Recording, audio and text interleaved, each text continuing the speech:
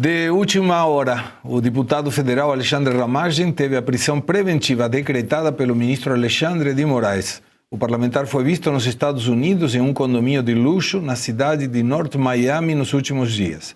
Ramagem tinha medidas cautelares impostas pelo STF, como a proibição de se ausentar do país e a determinação de entregar todos os passaportes nacionais e estrangeiros em razão das investigações contra o deputado.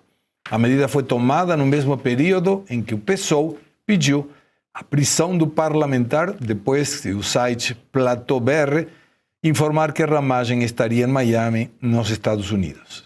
Segundo a reportagem, ele permanece licenciado do mandato até 12 de dezembro. André Marcília, quais são as informações que você tem? Pois é, ele, veja, ainda não está claro, né, se essa decisão do Moraes tem uma relação direta com o pedido feito pelo PSOL. Ok. E com a ida, portanto, dele, informada pelo Platô, como você disse, Platô, vamos aqui também dizer, pelo Guilherme Amado, que é o jornalista que, um dos jornalistas que assinou essa, eu ia falar essa decisão, mas essa matéria, né? E então a gente ainda não sabe, não, porque a decisão do Moraes está sob sigilo.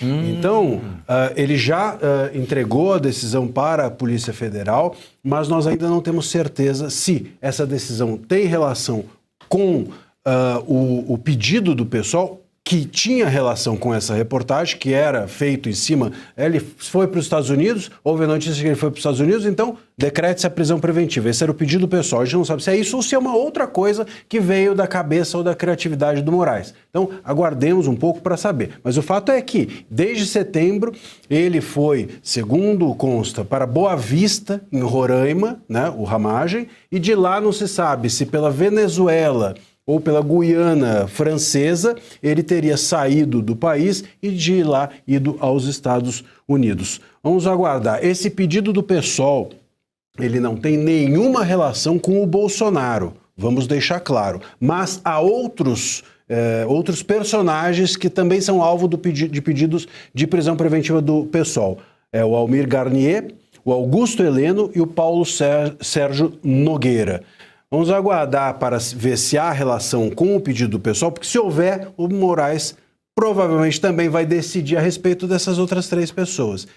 Mas, repito, por enquanto, nada a ver com o Bolsonaro, nem o pedido do PSOL e nem a decisão do Moraes. Ou seja, só para entender, o pedido do PSOL incluía essas três pessoas. Exatamente. Além do Ramagem, não era só o Ramagem. Não era só o Ramagem. Então, se vier uma prisão preventiva incluindo esses três, aí estaria vinculado com o PSOL. É possível que também atinja ou que venham outras decisões em seguida com base nesse pedido do PSOL. Por isso que é importante a gente saber se o Moraes decidiu em cima da decisão do pedido do PSOL ou se o Moraes já coincidentemente decidiu algo, embora tivesse no mesmo time desse pedido do PSOL. Agora, você acompanha muito essas questões, então me ajuda a lembrar. Esse Amado, Eduardo Amado? Guilherme Amado, foi aquele que postou uma matéria a respeito dos empresários que apoiavam o Bolsonaro. Exato. Sobre essa matéria, segundo as declarações do Eduardo Tagliaferro, o Alexandre de Moraes determina a inclusão deles num inquérito. Isso. E para justificar que não era por la matéria, segundo Eduardo Tagliaferro, foi feito um informe com data prévia para justificar. Ou seja, a mesma pessoa que fez aquela publicação é a mesma que agora comentou que Ramagem estava nos Estados Unidos. Exatamente. Para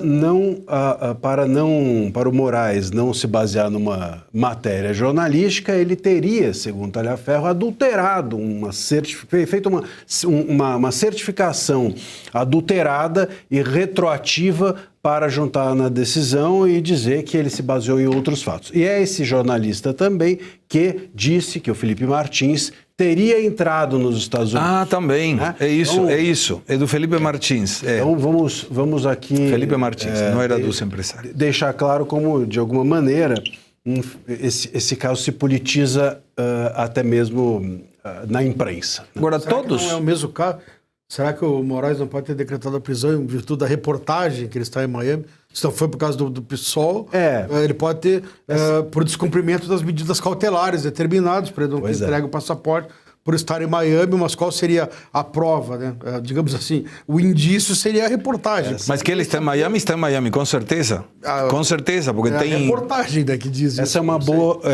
na verdade, essa é a questão, né? Como já há esse precedente do Moraes não ter dado, e isso pegou mal, e ele até teria feito, então, essa certidão retroativa. Como pegou mal ele se basear numa reportagem, pode ser que ele, aliás, do mesmo jornalista, ele não queira agora fazer de novo. Então, por isso, talvez não se baseie essa decisão no pedido do PSOL, até para o Moraes se preservar. Por isso pode ser também que não se basear no PSOL não seja porque o Moraes está ignorando o PSOL, mas porque o Moraes está se protegendo para dar a decisão que claramente tem o mesmo time do pedido do PSOL. Agora, pelo que a gente vê, inclusive já está no site da Revista Oeste, a fonte dessa notícia é o portal G1.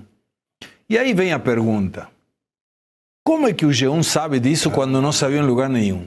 Porque todos nós, inclusive a Revista Oeste, já está no site, segundo o portal G1, e a maioria de todos os outros portais tomam o G1 como a fonte. Sim. E é fantástico, temos sempre que mencionar a fonte. Mas como é que o G1 sabe coisas que estão em sigilo, que não sabe? Como é que eles souberam, por exemplo, tiveram acesso ao celular do Malafaia, né? Antes mesmo da Polícia Federal fazer a perícia? Como é que, enfim... Como é que eles têm acesso? Quer dizer, olha só, esse caso do Malafaia foi muito significativo, porque no dia seguinte à apreensão do celular dele, ninguém tinha periciado no celular, mas o Malafaia, a Globo já estava divulgando as mensagens que estavam dentro do celular. Eu acho estranho, está em sigilo ainda, né? Mas quando vier à tona a decisão do Moraes, se ele não tiver mais subsídios, né, do que as reportagens, é outro absurdo, né?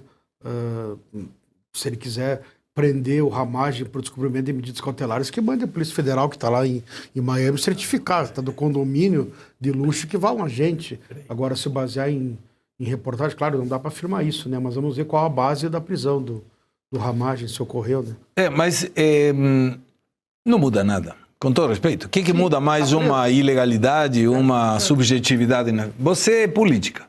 Qual é a tua opinião sobre essa questão de Ramagem como política?